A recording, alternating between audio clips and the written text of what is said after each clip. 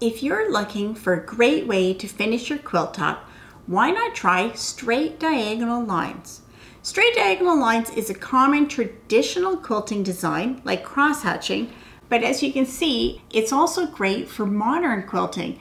There are unlimited options when quilting with straight diagonal lines. When you're quilting a quilt with straight diagonal lines, there are a lot of things to consider because there are literally unlimited options.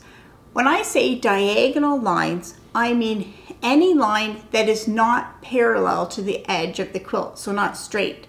So the traditional diagonal line is a quilt with a 45-degree angle or cross hatching, but there's no reason that it has to be 45 degrees from the edge. It could be any angle that you want. So you can see there are unlimited options. So this Easy Squares baby quilt does have the traditional cross hatching, and you can see because the design of the piecing is based on squares, this really fits that. The quilting lines goes right through the middle of the squares.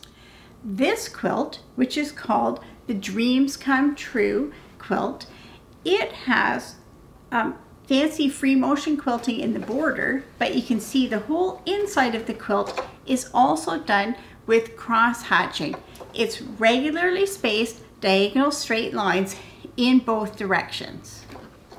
On this table runner, which is the Fill in the Blanks Junior Table Runner, it's also a cross hatching design, diagonal lines in both directions, but you can see that it's not evenly spaced. The spacing in the cross hatching lines up with the squares. So as there's larger squares and smaller squares, there's different spacing. That takes a traditional design and puts a little twist on it for a little bit more interest. But there's no reason for diagonal quilting to be regular lines in both directions. You can do all lines in one direction and you can do any angles you want. So in this sample today, I'm going to show you something really different that still uses straight diagonal lines, but it's not your traditional cross hatching design. So the sample I'm going to be doing is on this easy checked placemat. So if you would like to make your own placemat, I have a tutorial that will show you how to do that. This is a nice sample piece because it has a bit of piecing so you can see how designs will work on a larger quilt made up of blocks. It's also a small size so it can be finished quickly. I'm going to begin by marking the stitching lines on the quilt, and I'm going to be using a Hera marker for this. And a Hera marker is a great tool for marking a quilt top because it just leaves a little crease on the top. It doesn't leave anything on the quilt that might not come out in the future. Just be sure if you're using a Hera marker that you mark it after you've basted together with the backing and the batting. If you try using a Hera marker right on just the quilt top without the batting and backing, it might leave marks on your table surface. So the design that I'm going to have is I'm going to have rays coming out from one corner. So to mark that, I'm just going to mark from the corner to this corner and use that as an alignment. Then I'm going to go from the same corner to this point.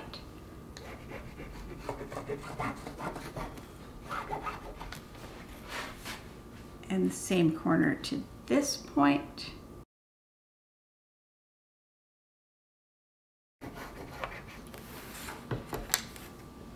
So here you can see all the lines are marked out from that corner to the different points.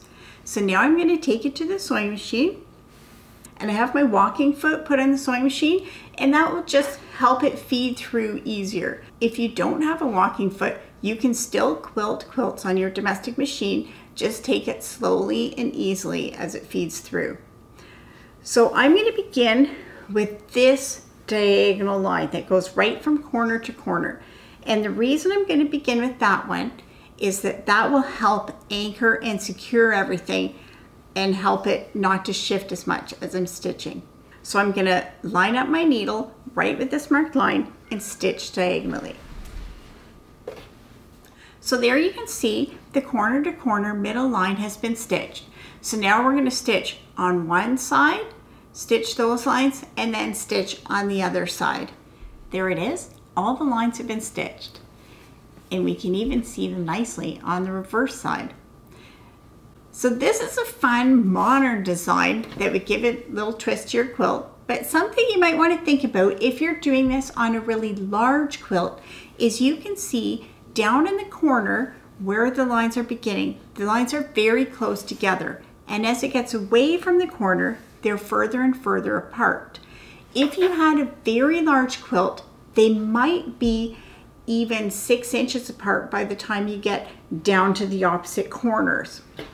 You want to check and see what kind of distance that is for the batting that you're using. Some batting requires lines to be stitched 4 or 5 inches apart maximum. So in that situation, you might want to add a secondary design or maybe even lines from another corner just to help secure the quilting in those areas.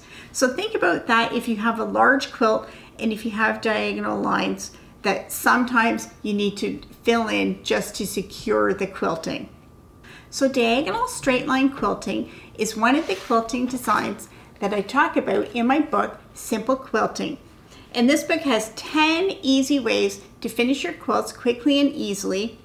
It gives lots of different ideas for using straight diagonal line quilting. For more information about this or for other tutorials, tips, and inspiration, check out my website, evadestudio.com.